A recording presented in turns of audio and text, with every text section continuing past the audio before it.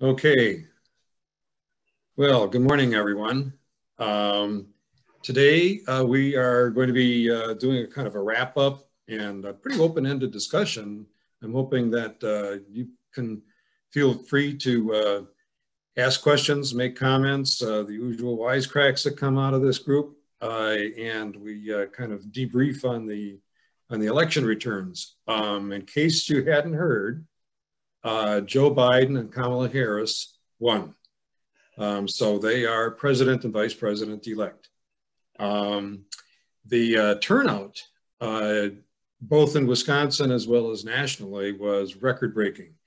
Record-breaking in terms of numbers, not necessarily percentage, although the percentage, we don't really know any final figures yet because the votes are still being counted. But it looks like in terms of a percentage turnout, it's going to be in the mid-70s, give or take a few percentage points. And Dennis, this is Terry. Results are still pouring in here, and you're up to 104 participants. So some folks might have to be. You want to explain what's happening? Oh, okay.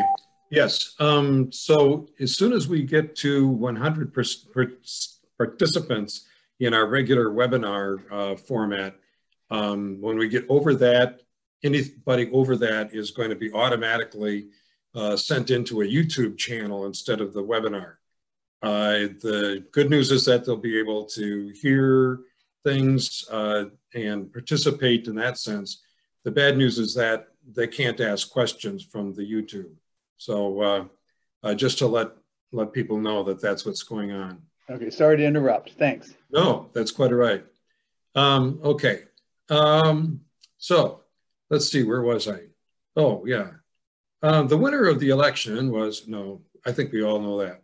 Okay, so the totals as of this morning were that Biden has gotten nationally 76.3 million. Trump got 71.4 million. So there's a 5 million difference in terms of the popular vote. In other words, Biden got even more than Hillary Clinton in terms of the margin over Donald Trump. I think it's fair to say that there was no blue wave. There certainly was not a blue tsunami. There was no red mirage. Maybe we can think of some other metaphors and the like.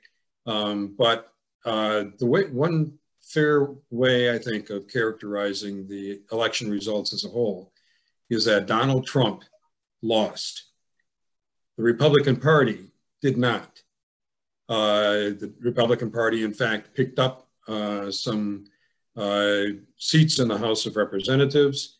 They did lose net in the Senate, and we'll talk more about the Senate in a little while. That obviously is very consequential if we have a Democratic president and a Democratic majority in the House, but not in the Senate, given the prerogatives that the Senate has and their ability to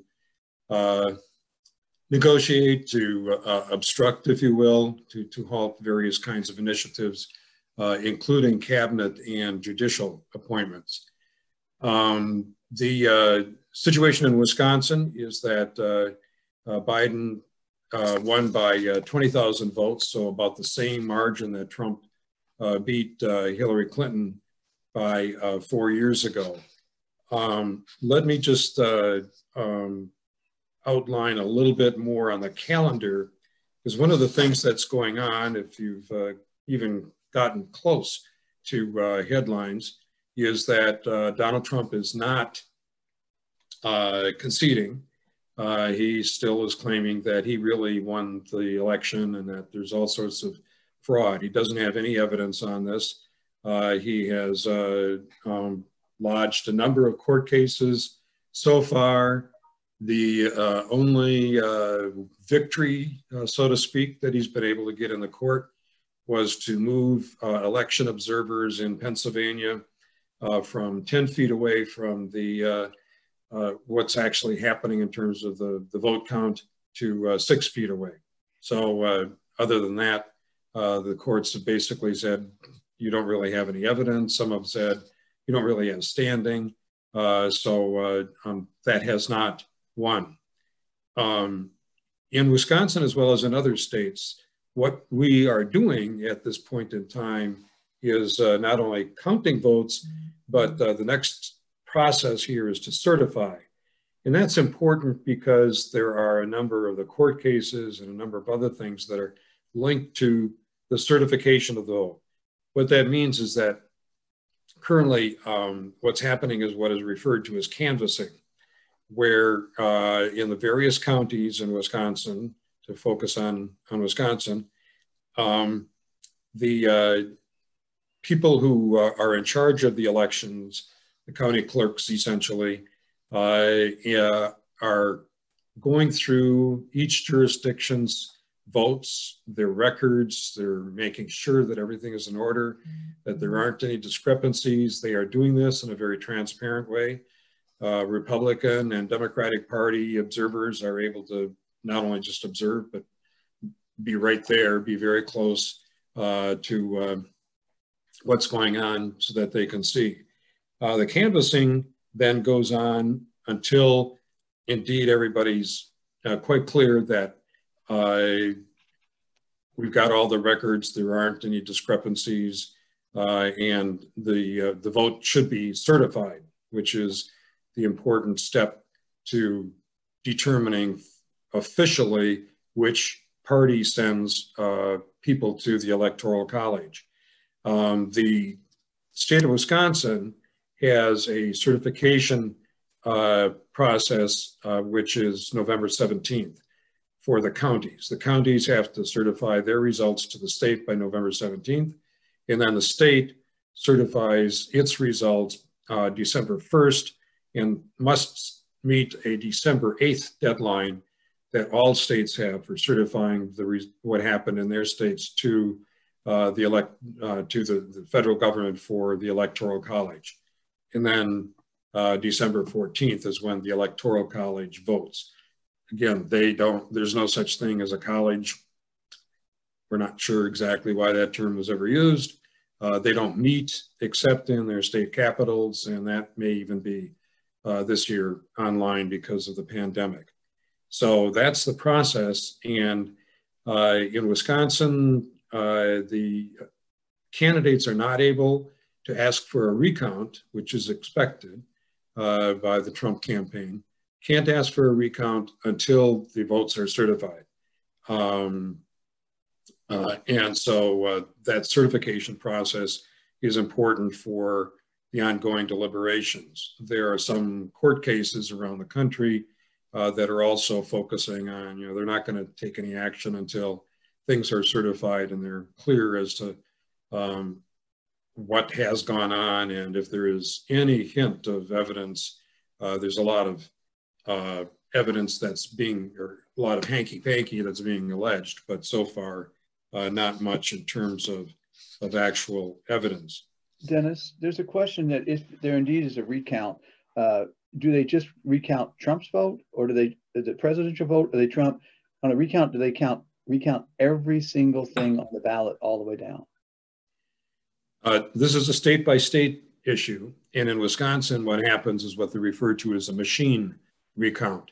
So they make sure that the machines are all operating correctly. They take the recount coming out of the machine operations to see if indeed the results are the same or very, very similar to what was certified. And they take the Trump votes and the Biden votes and third-party votes. They count the number of write-ins. The whole thing is taken another look at.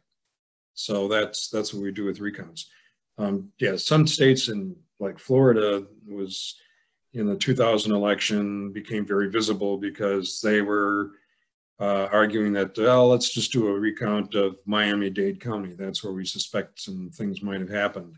And essentially the Supreme Court case that made Bush instead of Gore the elector was to deny the state of Florida any opportunity to do a recount statewide and they had to just accept the votes because they were getting to that December deadline for the Electoral College to meet.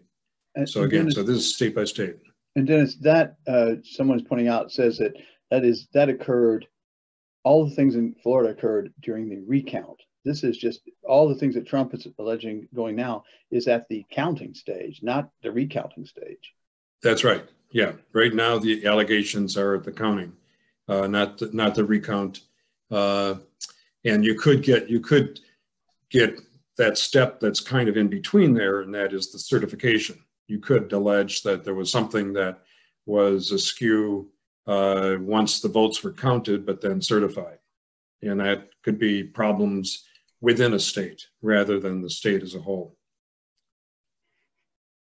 Okay. We should talk about the polling.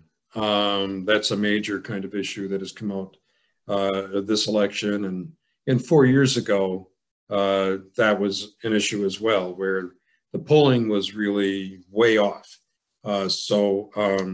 Let me say a few words about polling. I'll bet that people have got a lot of comments and questions on polling. Maybe to take just a bit of a step back. Well, let me first say the answer to why were the polls off is we have no idea. Lots of theories, lots of suggestions, but this is what keeps political scientists employed. There are going to have to be some real in-depth studies about what the heck is going on, what went on 4 years ago, and what went on this time. Some of the polls were pretty much on the mark, especially on a statewide basis, within the margin of error. Ann Seltzer, who has in the past gotten very high marks, she does a poll for the Des Moines Register. She got high marks again for being right on when everybody else was wrong in Iowa. Charles Franklin was probably the closest of the people who did polling in Wisconsin. There was the one poll that was done late by ABC Washington Post, which is typically a very high quality poll. And it projected a double-digit 17-point lead by Biden, which raised a lot of eyebrows, but everybody was kind of reluctant to say, well, you know, that's generally a good poll. Well, it was way off, obviously. And even Charles Franklin was off, as he readily admits. One explanation that he has publicly acknowledged is that he undercounted the number of Trump supporters. Duh. Yeah, that's true.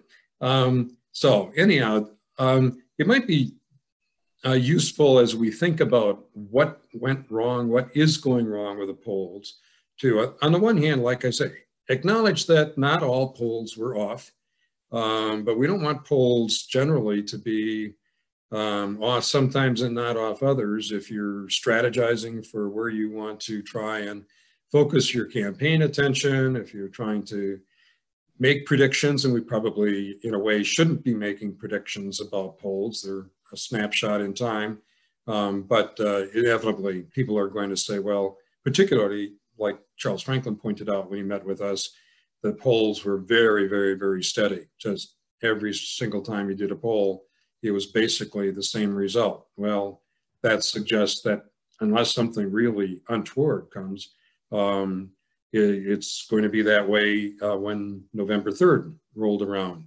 And he, like Ann Seltzer's, found very, very few people were undecided. So there wasn't any expectation that there would be a big divergence between the final results and what his polling was. Just to quickly go through some of the issues with polls. One is what is often referred to as sampling error. That has to do, most of the time people are doing random sampling. I'll get into a little bit of a divergence from that in a second. So you get electronically, the easiest way and the most common way is to get phone numbers cell phones and or landlines, and Charles and Seltzer too used both, and then just randomly call. Then the question is, okay, when you're getting phone numbers and when you're getting records to make your sample, are you getting it from registered voters or eligible voters? So that, like in Wisconsin, you would take the population over the age of 18. The New York Times Siena poll uses registered voters.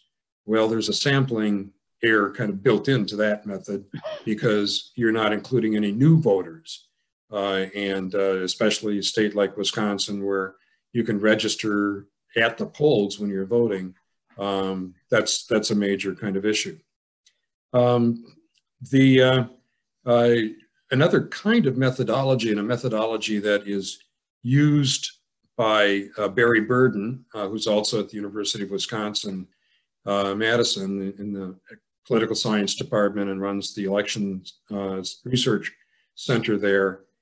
He uses a panel approach, so that he has a panel of, it's about 840 people that he puts this panel together, usually a couple years before a presidential election, if we're talking about presidential voting.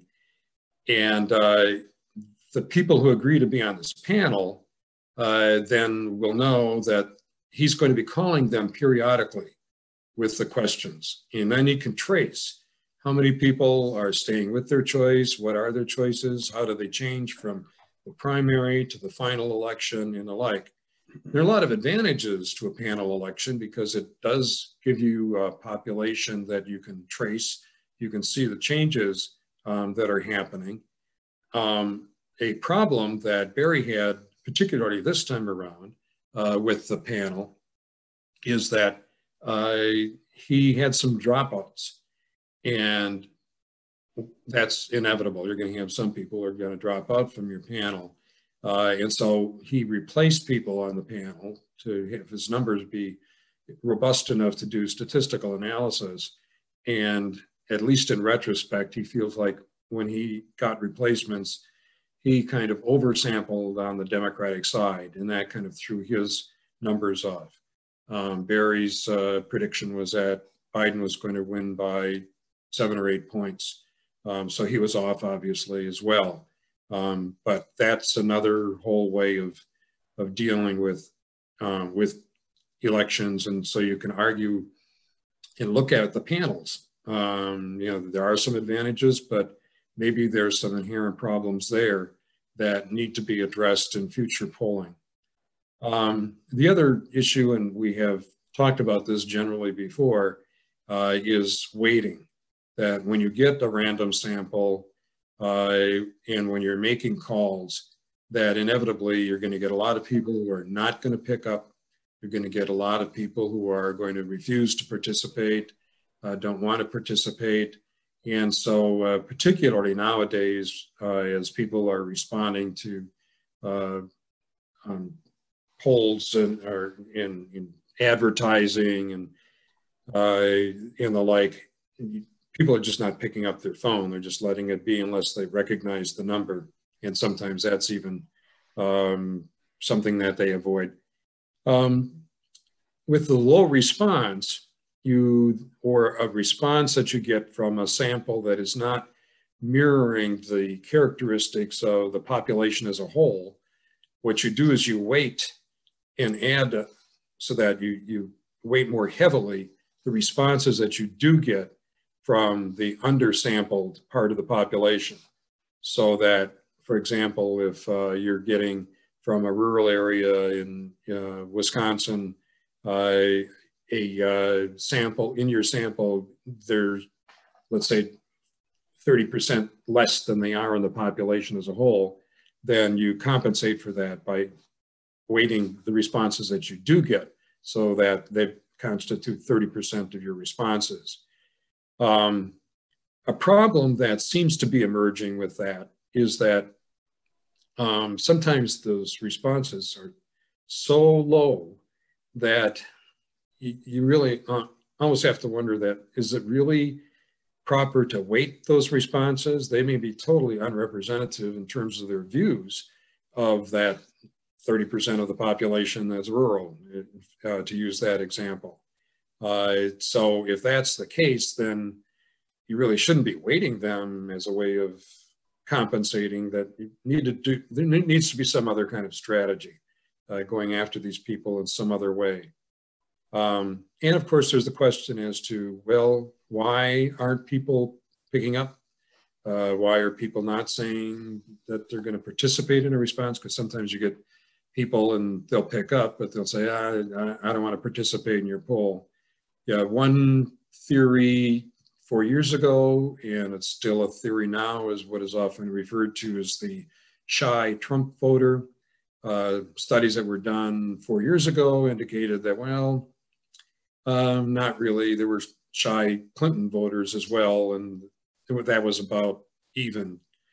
There might be. I mean, that's a possibility that there were people who were just too embarrassed or felt that their neighbors were all going for Biden, and so they didn't want to acknowledge that they were for Trump.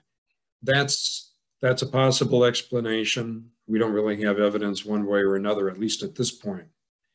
And the final thing I'll say about the polling is that we have often relied on exit polls that tend to be very good and very, very useful, primarily because if people are leaving the polling booth, they've already voted, and you're randomly catching those people and asking them questions that they really don't have any reason to lie, that you know you've got somebody who's not a likely voter. They are a voter. They actually did vote.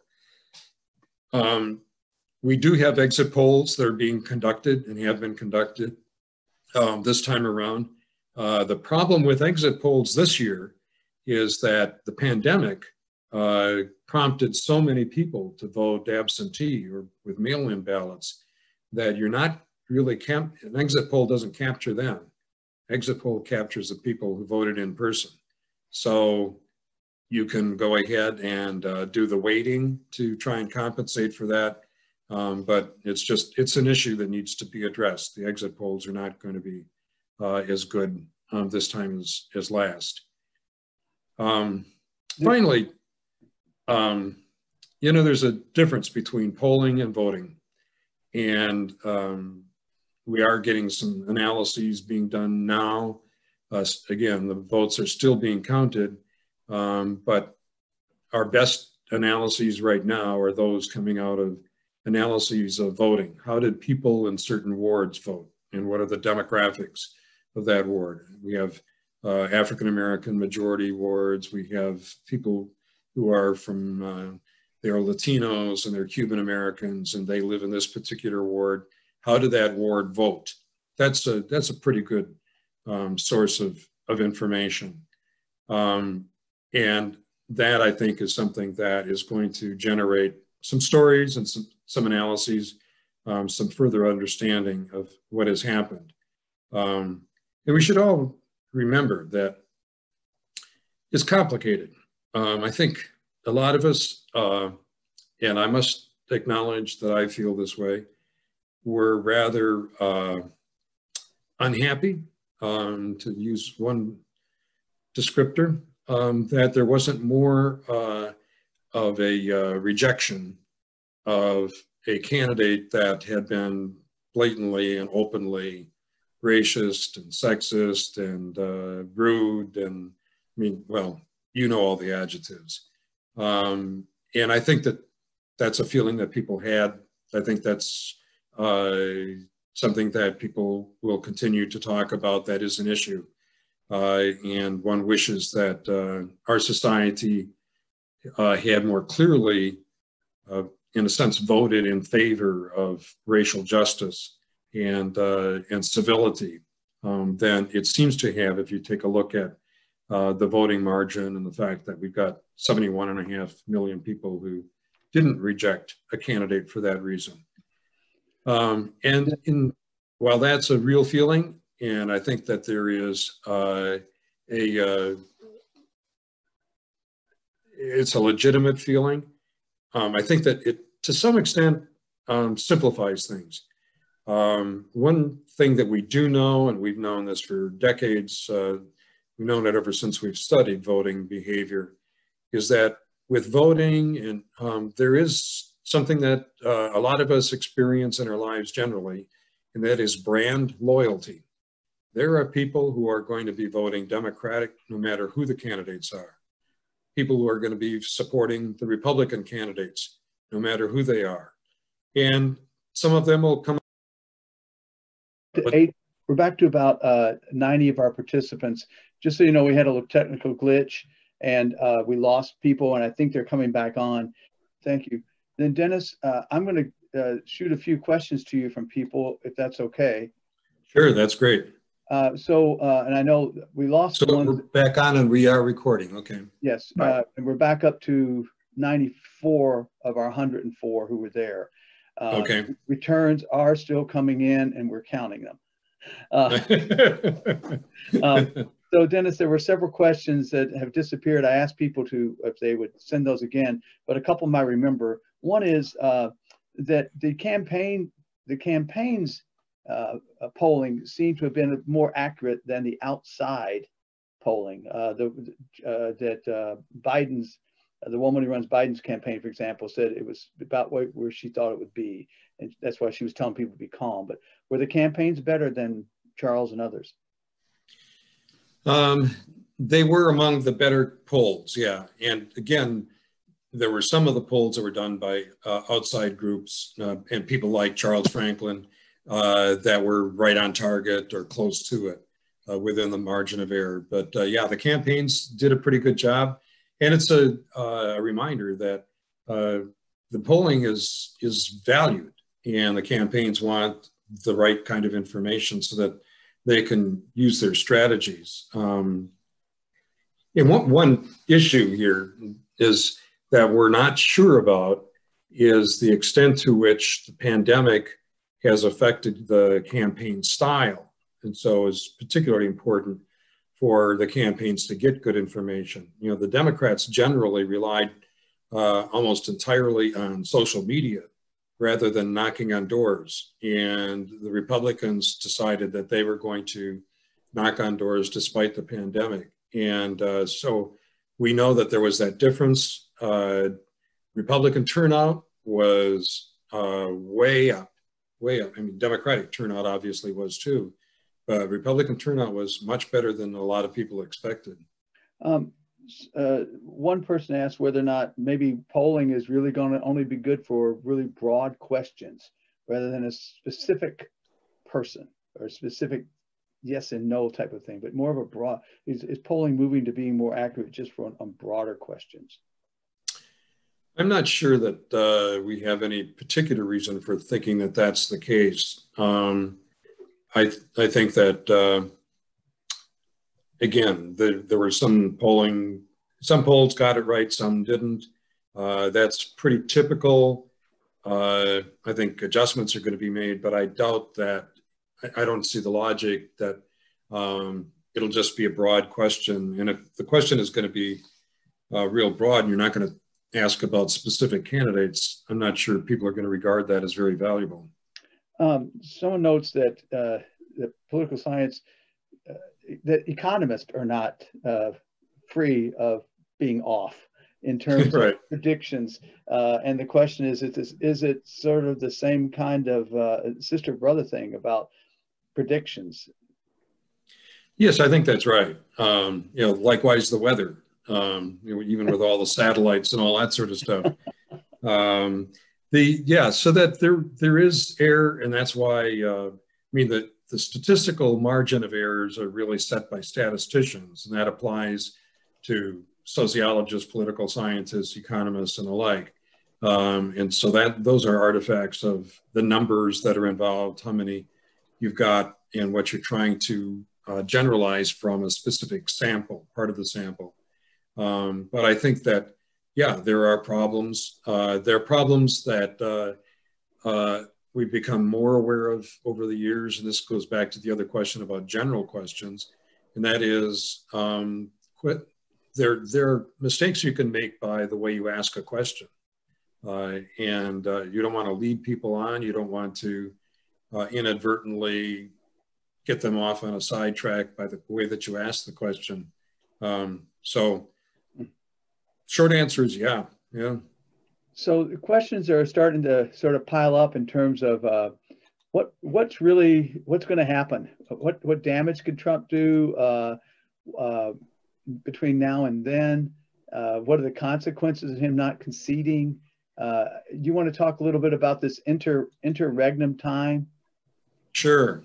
Yeah, that's a very good question, and a kind of question that we typically don't have to even entertain at all when we've got a presidential election. But obviously, Donald Trump is not our usual kind of candidate and our usual kind of official.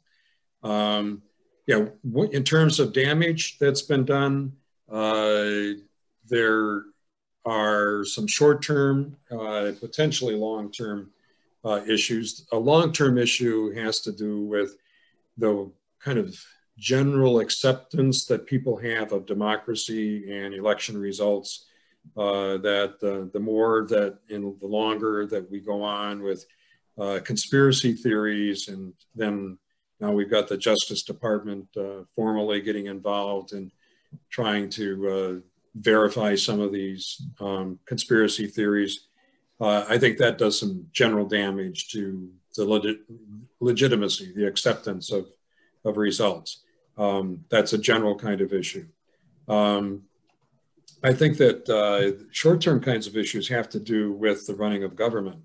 For example, I have just had some very promising news on a vaccine, and that's raising issues of, okay, if indeed over the next few weeks we get confirmation that this is an effective and safe vaccine, then there's the issue of distributing it. And if we've got a federal government that is not working well with state and local governments, and a federal government that is not working well within itself, that's going to potentially screw things up and make it so that the people who ought to be getting the vaccine don't get the vaccine.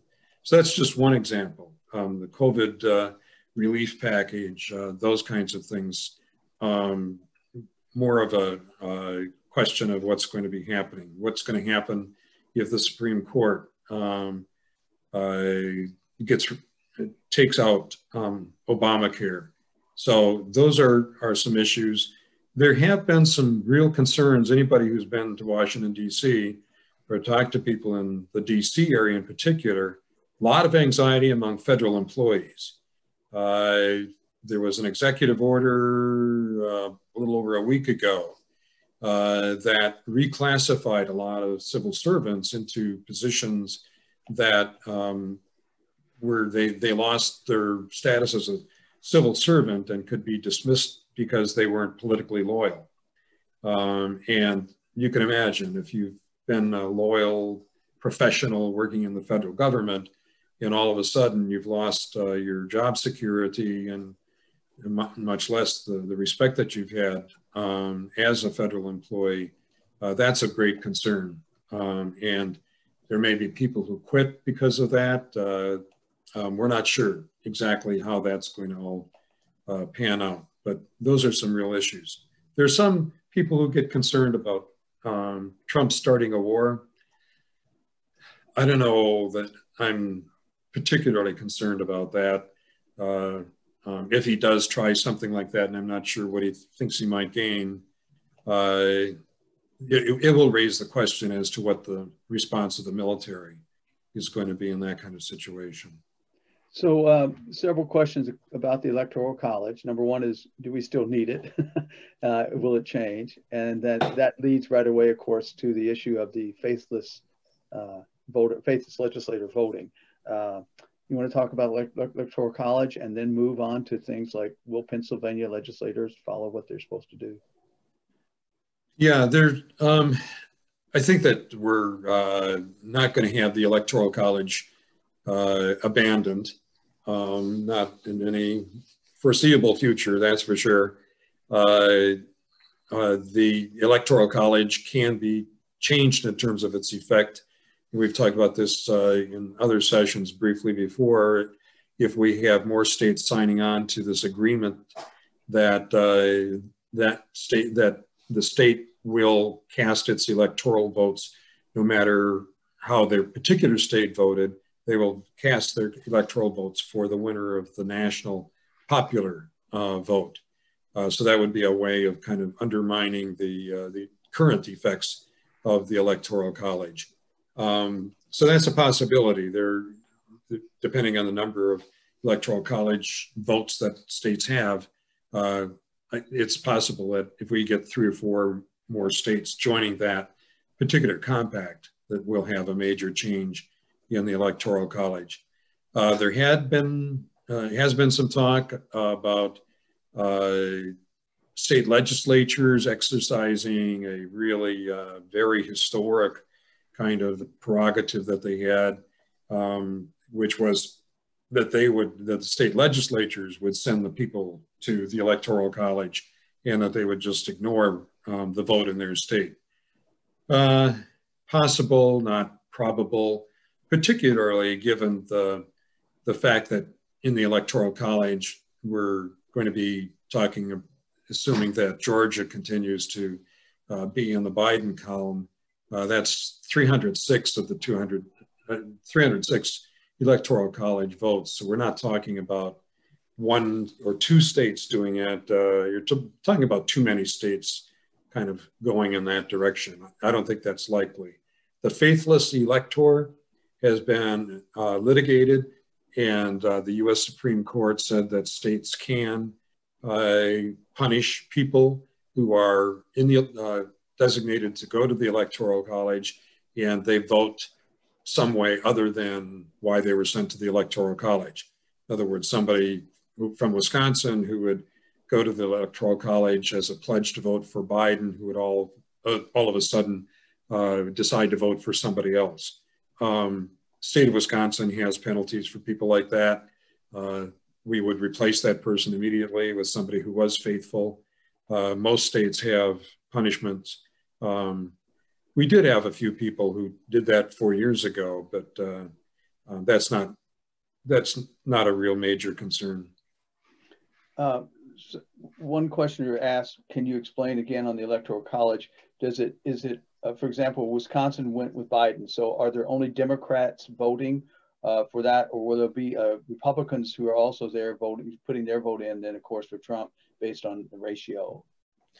It will only be Democrats, and Wisconsin, like every state except for Maine and Nebraska, is winner take all. So Biden will get all of the Electoral College votes from Wisconsin, and there will be no Republicans that will be designated to be members of the Electoral College this time around.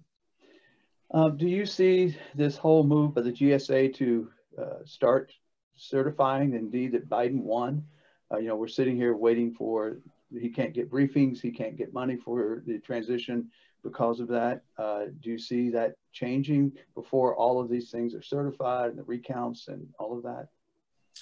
Well, the word that we've got now coming out of Washington is that the money that has been allocated for the transition, the other kinds of features of the transition legislation are being held up. And the argument is, well, we're going to hold up until everything is certified. So if that indeed is the case, then we can expect for the certification to go ahead and take place, and by 2-3 weeks from now, depending on how they're going to define certification, or certainly by December 14th, those resources will be provided. Now, I might point out that historically, there have been transitions that have been smoother and much more cooperative than what we're seeing right now. But it's only in recent years that there have been funds set aside for the transition, that there has been legislation saying that the General Services Administration needs to provide office space for the transition team, et cetera, et cetera. So it's an issue. It's more, I think, something of spite than all that consequential. After all, we're dealing with a president-elect that has experience with dealing with a team that's going to have a lot of linkages and a lot of experience in the federal government. So this is more spiteful than consequential. One person wants to go back a little bit on the vote turnout, the heavy Hispanic vote for Trump, not just in South Florida, but along the Rio Grande and the Texas-Mexican border. And of course, as you pointed out, Dennis, even after all the things that had happened with Trump, there were what, he still got another 8 million votes, people who maybe didn't know what he was like 4 years ago, but now they did, and 8 million more voted. How do you look at how this is, at least the Hispanic vote itself is turning? Yeah, that's a good question. And it's gotten a fair amount of attention in the press, some of it, I think, taking things a bit out of context. If you take the Latino vote nationally, aggregated all together, Trump got 30% in 2016, and he got 33% in 2020. So he got more than he got 4 years ago, but it's not like he got a majority. So Biden still got most. But it's also, this whole experience is a reminder, and I think it's really ought to be put in the context of it being a reminder that when you say Latino, you're really including a lot of different groups.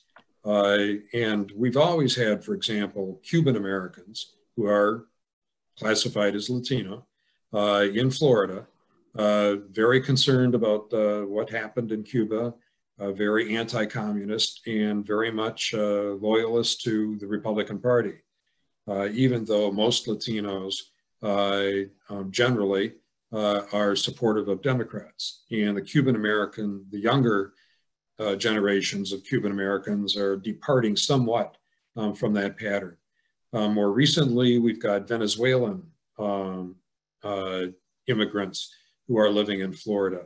And they and the Cuban Americans really responded to this argument that that Biden and Harris were really, they're communists, they're socialists, they're going to bring the United States into the same kind of pattern as we've seen in Cuba and Venezuela. And these are people who fled those countries, so they're not particularly excited about that. Puerto Ricans in Florida, on the other hand, supported the Democrats. Puerto Ricans are very numerous in New York. So that's an element of the Latino population that you can't characterize as really Trump supporters or people who have been voting in a more conservative or Republican kind of area. And the Puerto Ricans were particularly animated because of what they regarded as the inadequate and inappropriate response of the president to the weather disasters that Puerto Rico has been following. Except for the Texas Rio Grande area, if you take a look at the Mexican Americans, they were very, very supportive, and they're numerous in Arizona and in Colorado and Nevada. Texas as well, but not the Rio Grande area. And there's been a lot of unhappiness within the Democratic Party over what they regard as inadequate response, inadequate effort to mobilize people along the Rio Grande. It's a fairly complicated kind of story apparently there. Again, the short answer is Latinos are varied and they respond to different kinds of things. Arizona, 30% of the electorate is Mexican American. And that was a major, major component of the group that supported Biden. Is there so the Dems lost some seats in the House. Is there a major disadvantage to them from where they stood before this? More psychological than anything else. They're expecting to expand their majority, and instead it went in the other direction. Uh, there might be some consequences for Nancy Pelosi. It may be that her caucus is going to take a step back and say, well, we were expecting you to lead us as you have in the past to an expansive number of Democrats in the House of Representatives, and that didn't happen. But they still have a fairly healthy majority. The one issue that is true in both houses and both parties is the polarization. And you don't have very many people crossing party lines. In other years, I would have said, well, the fact that they've got a smaller majority may mean that there are going to be a lot of legislation that's going to be bipartisan, jointly by Republicans and Democrats. In a way, it'd be nice to see that kind of bipartisan and lack of polarization going on, but I'm not sure that that's going to happen. Well, and even within the party, AOC has fired a shot across the bow for Biden, saying no way for Rahm Emanuel after the results of the killing, in the way he handled the killing of that African American in Chicago. And she, obviously was on the record the last few days saying that she's frustrated by all of this, and she thinks that the young people are getting more and more frustrated by all of this. So division within the party remains. Right, that's right. No, that's a very good point. And the people, the squad got reelected, and you take a look at some of the measures that prevailed around the country. A lot of them were pretty much on the liberal side of the spectrum. More states now where marijuana is legal. The people in Florida, even though they went for Trump, they by a pretty sizable number established a minimum wage of $15 an hour. Did that through the referendum process. Oregon expanded the rights of people to use and possess drugs. So it's not, you can't say, well, Biden won, but take a look at everything else that went on, and it was a much more Republican conservative victory. It's much more nuanced than that. Here's a question back on the recertifying. When a valid petition for a recount is filed, the commission may not certify a nomination, and the governor may not issue a certificate of election until the recount is completed and time allowed for filing appeals has passed, or if until the appeal is decided.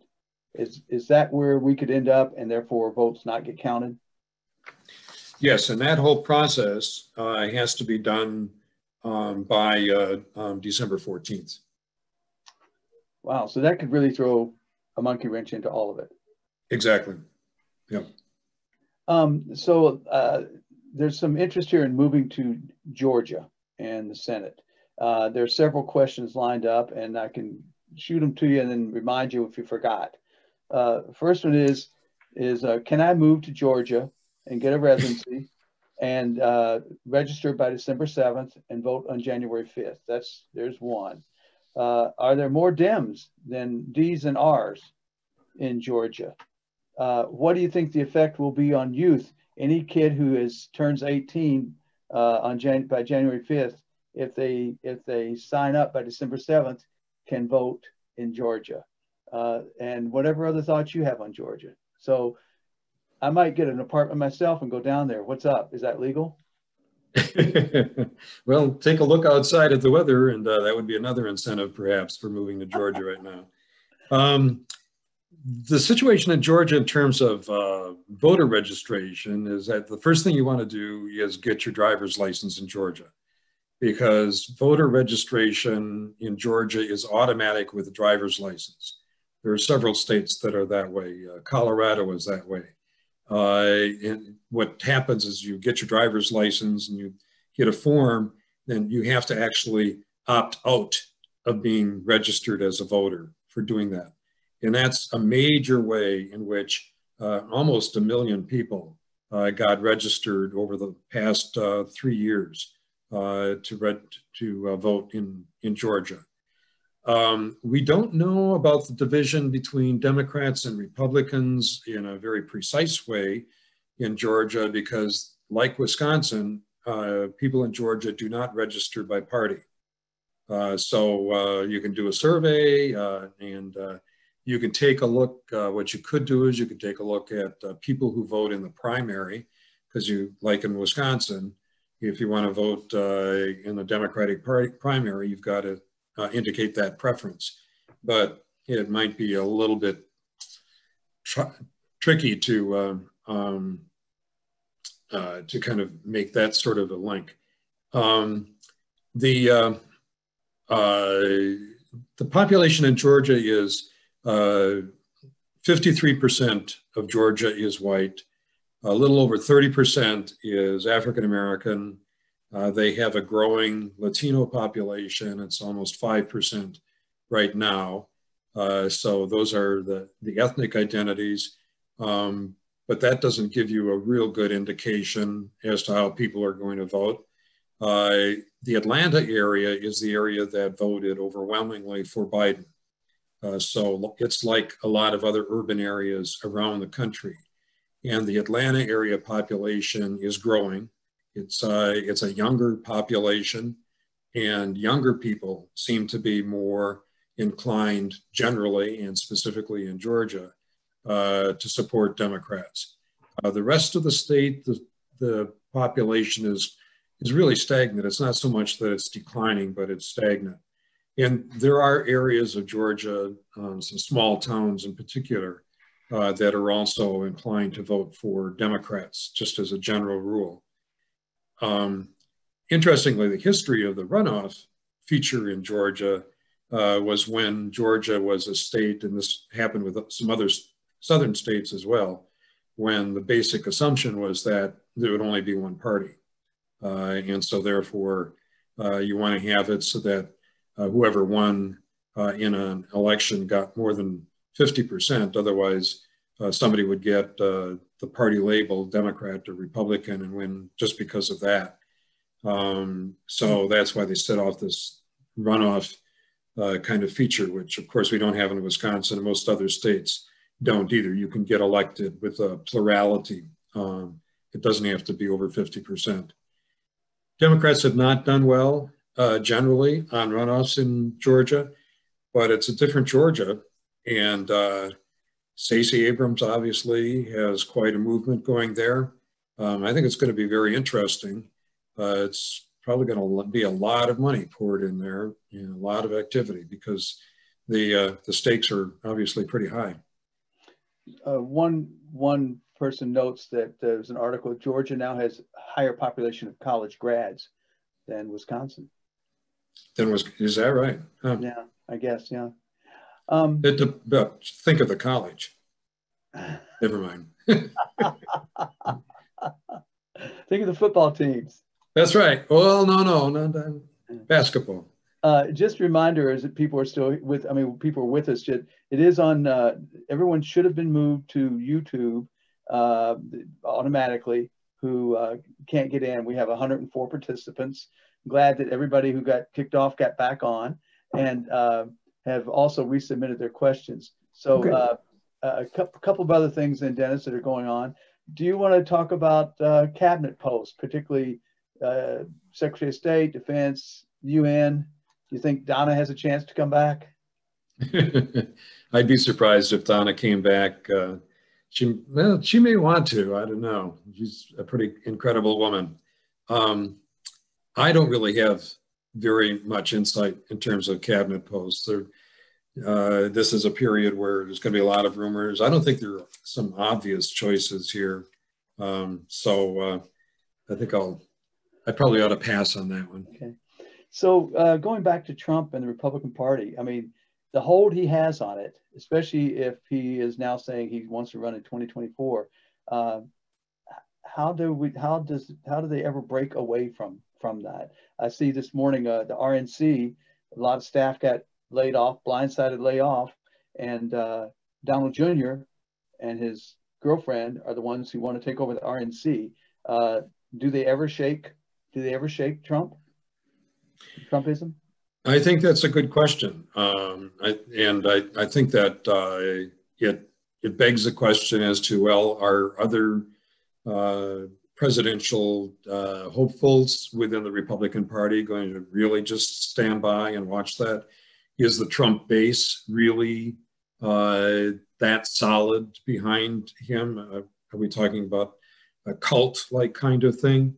Be a pretty unusual phenomenon in Wisconsin, in U.S. politics. But I think that there's going to be some real fights within the Republican Party. I don't think that the hold that Trump has is as solid as a lot of people think. I think that that's something he would have to fight to hold on for.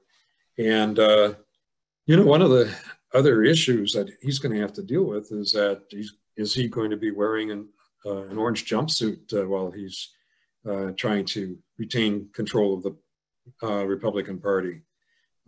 What's going to happen to him in terms of all of the many lawsuits against him, against the Trump organization? Some of these suits are things that he did while as president. Others are not while he was president. There's a lot of litigation he's going to be facing. What do you think the chances are that he will resign and then have Pence pardon him? And the second part of the question is, if Pence does that, can Pence pardon for crimes, federal crimes that he hasn't been charged with yet? So can Pence, first, would he resign? And second, if Pence pardoned him, could he give him a clean slate for any federal thing now or in the future? I think it is possible that he would resign and then Pence would issue a pardon. The question about whether or not Pence could pardon him even for crimes that he hasn't been formally charged with, I think that's an unknown. I don't think we really know for sure how the courts would treat that. Trump himself broke some new ground that is probably more in the question mark area than having defined something that's new. Remember, he pardoned Arpaio, and he pardoned him not before Arpaio had been charged with a crime, but convicted of a crime. So typically you pardon somebody after they've been convicted, and Arpaio was pardoned before then. So kind of preemptive. So there is some precedent. It's kind of an unusual sort of thing, and it would be somewhat surprising if that happened. If I were Pence, I would hesitate about agreeing to take over as acting president and pardon Trump in the last few weeks of his administration. And the reason I would hesitate is because I would think of Gerald Ford and Richard Nixon. That was the scenario when Richard Nixon resigned in the aftermath of what we refer to as Watergate. And Ford pardoned him of all of the crimes that he had been charged with that were associated with that.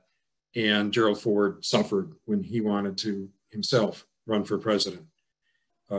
So whether or not people would take it out on Pence if he indeed did that, it's hard to know for sure, but it certainly wouldn't be a feather in his cap.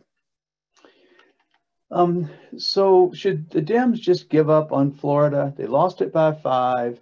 The felons didn't get all of their rights restored because of the governor. I think it was Trump got it by 5 points. Do you see anything changing there, either in terms of the felons voting or something else happening?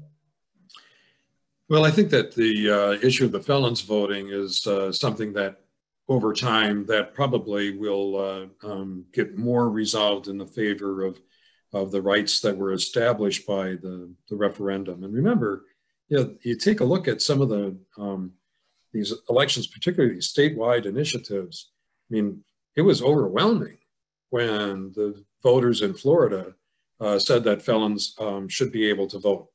The vote for the minimum wage, overwhelming. So there are a number of these statewide issues where liberals and Democrats have prevailed. Also remember that Obama won Florida. So it's sort of like, well, you know, maybe it would be a bit premature to abandon Florida and write it off as a red state. Like other states, it's changing in terms of its demographics, and that's something to watch. And it's got a lot of electoral college votes. So you'd be giving up a big chunk by doing that. Dennis, I've never been down there. Have you ever physically yourself been in the villages? What is that thing like? I have, and it's one of these kind of like gated communities for people over 55.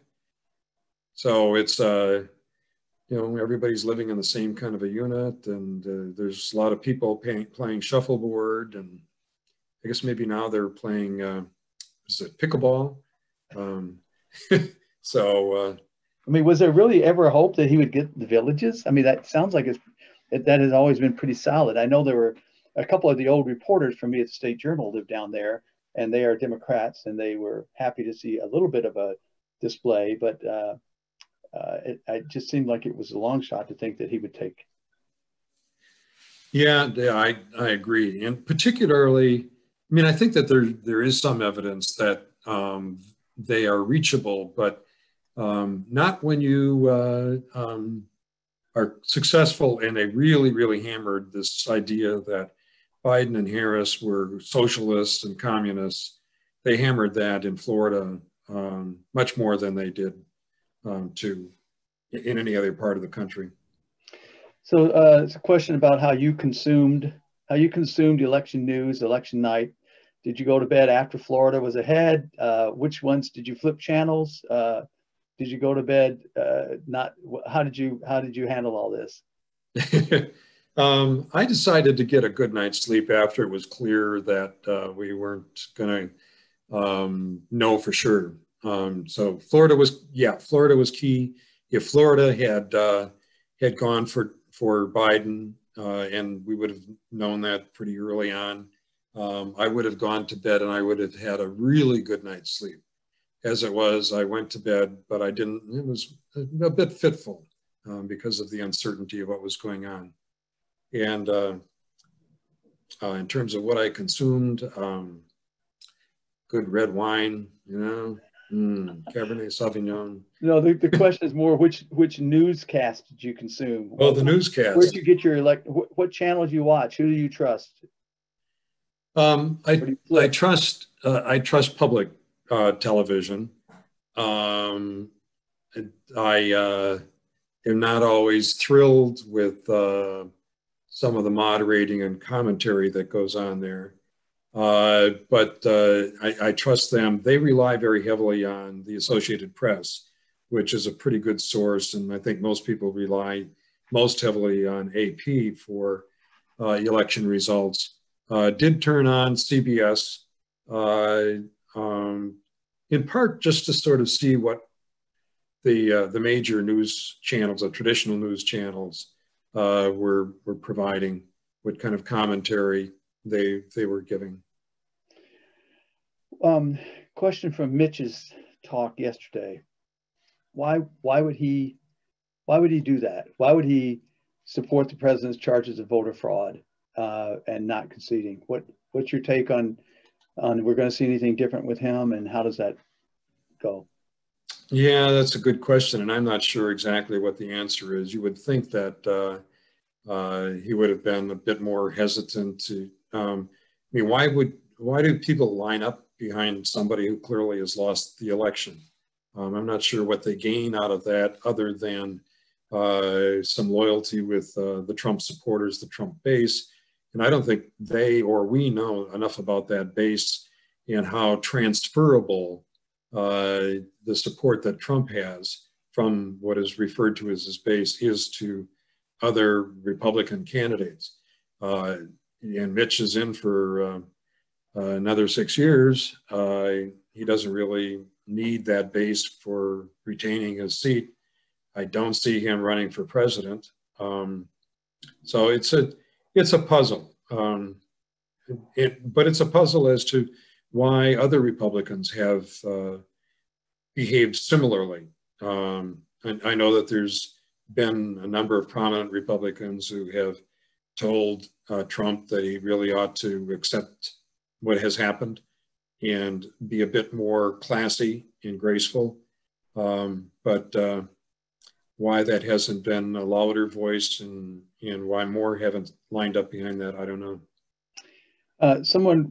One participant takes exception to thinking the question whether or not Trump would step down. His ego is too big, and it is even accepting that he's been able to get out of legal troubles in the past, so that his ego is so big he would never step down and believe that he would just get through that would override everything rather than giving it up. It's hard to disagree with that. I think that's a very reasonable position to take. The other thing that we should remember is that Pence can't pardon Trump from any of the crimes that he's committed, and there's litigation on outside of the federal government. And the state of New York is got several cases. And some of them would carry potentially some penalties, which indeed would get him in an orange jumpsuit, not just paying taxes that are owed. So it's it raises a question too as to, well, what should be done in this situation? You can make an argument that, well, you are really acting like a country that we wouldn't normally associate ourselves with. It's not in our makeup to go after a defeated candidate and try and put them in prison. But sort of shrug your shoulders, go on. They got beat. Let's move on.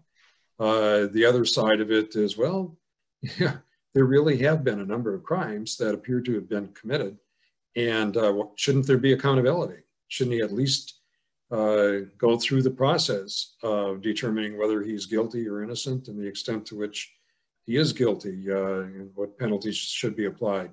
So I think that's a legitimate debate to have. Well, and of course, there's been, again, from the very progressive left wing of the Democratic Party saying that Biden should no way in shape ever pardon him, that would be a betrayal of this election.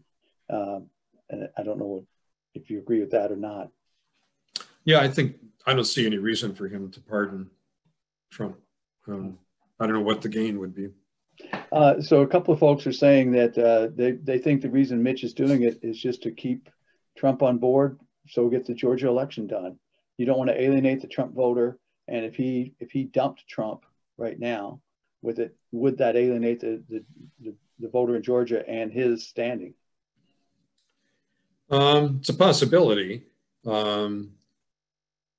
Is making a calculation that the Trump supporters are potentially going to prevail in the Georgia runoff, which is not unreasonable to think that. So, yeah, there's a number of linkages there that are ones that are obviously the whole thing is speculation. But it's I'm not sure Mitch really needs to be as much in back of Trump as he is in to link that to Georgia. I think that's a whole different dynamic. Mm-hmm. Well, your questioners and your audience is still at 104, but they've run out of questions for you. They think they drained your brain, I guess. Well, let me. My brain is drained pretty well, but let's talk about 2022. Okay. Okay. So, 2022, we have a race for U.S. Senate. So even if Georgia decides to go with both of the Republican candidates in the runoff, what we'll have in 2022 is 21 Republican senators up for re-election, and 13 Democrats. And the way that the lineup looks is one where Democrats, it would seem, would have a bit of a chance of picking up a net of 1 or 2 votes. So it's one possible scenario is that we've got a Senate that's under Republican control for the first 2 years of the Biden-Harris administration. Specifically, just going down this, we've got 2 Republicans that have already said that they are not going to run for re-election. One in Pennsylvania, Pat Toomey, and Pennsylvania is certainly a swing state. It's certainly a state that Democrats have got enough supporters that it's conceivable they could, if they got a good candidate, they could prevail. Richard Burr in North Carolina is not running for re-election. And again, North Carolina is it's a swing state. It's supported Democrats as well as Republicans. With the right candidate and campaign, you could imagine Democrats with a pickup there. Charles Grassley has not announced whether or not he is running for another term from Iowa and the Stone Age. Ron Johnson is going to be running for re-election. He has not announced whether or not he is going to run for another term. One of the Georgia seats is, no matter whether Republicans or Democrats win, the winner of the seat currently held by Kelly Loeffler, that's going to be up. That's in 2 years. Likewise, another seat in that category that's going to be up in 2 years is Mark Kelly in Arizona. Kelly has been pretty popular. One would think that he would get reelected if he is going to run for a full term in 2022. Marco Rubio is another big name that's up for reelection in 2022. And then you've got whoever gets appointed to replace Harris, Kamala Harris in California. And Lisa Murkowski is somebody who is already indication that she's going to be challenged in the Republican primary. And she's been in she tries to be independent but maintain a Republican identity. That's been a tough balancing act for her. So that's something that's a race that might be watched. On the Democratic side, probably the 2 most vulnerable ones, and there are only 2, so it's a lot shorter list than the one I just went through, is Maggie Hassan from New Hampshire and Catherine Cortez Masto from Nevada. Nevada seems to be more and more like a state that Democrats can count on, but not necessarily. So anyhow, let's look forward to 2022, right? Wow, that is awesome. A couple other things. Can Georgians vote by mail? Yes. Okay. Yep. And given the scenario you just said, that let's say that Mitch wins, and Mitch keeps the Senate, and then Biden gets a Supreme Court for whatever reason, think we'll face the same thing again? Like Garland? Boy, you'd think not, but boy, it's Mitch McConnell has been pretty firm on wanting to leave a legacy of a very conservative, Republican-oriented Supreme Court. It's kind of hard to imagine, but I wouldn't put it past him. No. Do you want to speculate? People want you to speculate a little bit on both the Senate and the governors in Wisconsin. So I think we've seen a lot of things that Kleefisch obviously is looking for being governor, or running for governor for Republicans, at least one of them, one person. And Scott Walker's still not gone away, and I think he's talked a little bit about the Senate. But you want to talk about each of those races and seeing names you see maybe coming up? Yeah, I mean, there is a lot of speculation about people running for the Senate office. Um, we've got Kelda is somebody who might has indicated she might run for the Senate on the Democratic side. Um, the boy, I'm blanking on his name now. The county executive in Outagamie County has actually already announced that he is running for the Democratic nomination for the Senate. It's something that is worth running for. It's quite conceivable that a Democrat may win. It's also quite conceivable that a Republican would win if Johnson steps aside and it gets opened up. And Scott Walker he's clearly got the name recognition. He's got a base of support, particularly in the WOW communities, the suburbs around Milwaukee. So that certainly is I can imagine him making a calculation that it's worth running for that. We don't have any real strong indication about whether or not Evers is going to run for another term as governor. No indications that he won't, but there's always been some speculation that he won't. He does have some health issues that may persuade him to step down after this term. So, and the other thing that we want to keep our eyes on in Wisconsin is the whole gerrymandering, redistricting issue. The Republicans control both houses of the legislature, so that gives them a real edge in terms of drawing those maps or even retaining the current ones that we've got.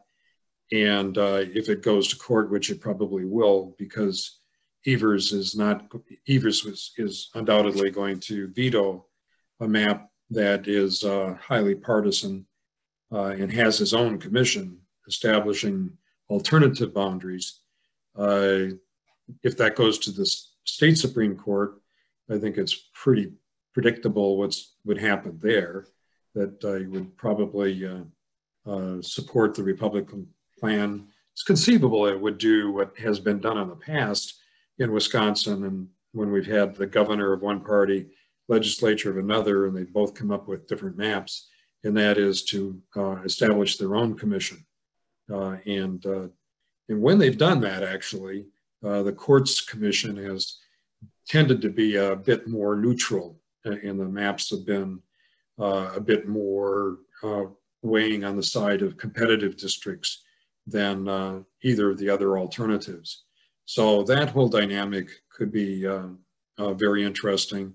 And of course, given the 14th Amendment and the mandate for equal protection under the law, there's always the possibility of gerrymandered maps being taken to the federal court.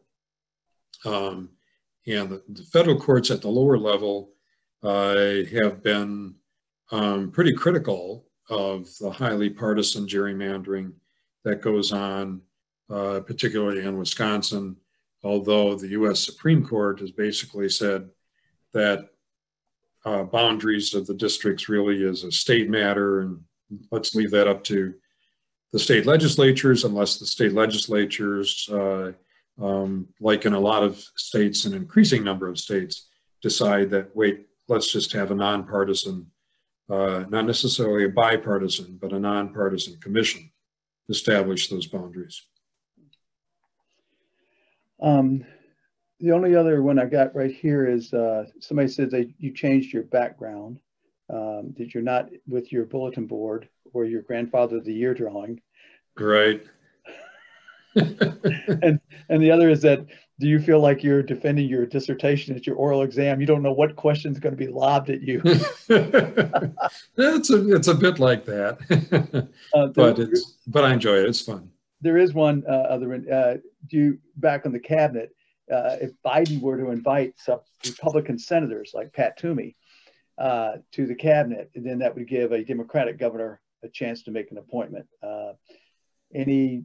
Any chance of seeing anything like that, you think, or any come to mind for you? Well, actually, I have been thinking that that might be a possibility. Certainly has been something that governors as well as presidents have done. That is to follow a general strategy of finding a senator that you can appoint to the cabinet. They then resign their Senate seat, but you want to be careful in doing that because you want to be sure that they are going to be replaced by somebody of your own party. There, speculation, for example, about Elizabeth Warren on the cabinet runs into, a scenario where, well, sort of two issues. One is she too strong a personality to have on a cabinet? And number two, yeah, what about the replacement, and is that going to help or hurt? Do you think that Biden's plan to do a reform study on the Supreme Court is something's really going to happen, or is it just offered out there? And if it does happen, what do you think might come out of that? Well, I think he'll follow through, and we will have a task force that will address this. And there are a lot of issues with the federal courts, in addition to the number of people that we have on the U.S. Supreme Court, number of issues dealing with caseloads, with some of the district courts and appeals courts. With the Senate under the control of the Republicans, and particularly Mitch McConnell, the idea of reforming the Supreme Court in a way that would negate the effects of the three Trump appointees, that's a non-starter. That's not going to happen. So the task force could perhaps make a report. They could have some recommendations that, depending on what happens over a 2-year period, might get some action. But Biden is not real keen on packing the court. His sentiment is not universally shared among Democrats. So it's possible, but I don't think it's very likely that we're going to see any action there. Okay. That wraps up, I think, the questions you have here. And the only thing I want to add is that we have Jim Conway next week from UW-Madison, who will discuss where we stand with COVID. And of course, while it's not exactly, it's a policy issue which has major political impact, I think it'll be something we'll see where we stand with that, with the vaccine going past 10 million and the competing, Biden versus Trump approach to this. But hoping people will join us on that for next week. That's our last one. And we'll probably have a few questions to ask you, do a little survey to talk about topics and interest in perhaps even other topics and ways to keep this going, since anything's possible with Zoom, and we don't want to let Dennis ever go and enjoy his time in grandchildren or in Tucson or wherever else you go to warm your toes. But that's my benediction. Dennis, you want to take it from there and close us out? No, I'm grateful for everybody's interest and attention. This has been fun. It's or interesting, as the Chinese curse would say. But yeah, it's been good discussions, and thanks for the questions and the other contributions that people have made. I know that I at least prefer the face-to-face. I enjoy much more being with everybody and kind of feeding off of your energy. But this is a good plan B, I think. So yeah, and I'm looking forward to next week. The topic is obviously important, and it'll be interesting to get his take on vaccine and where we go from here and what we could have done, should have done, all of that. Thank you. Okay. Bye, everyone.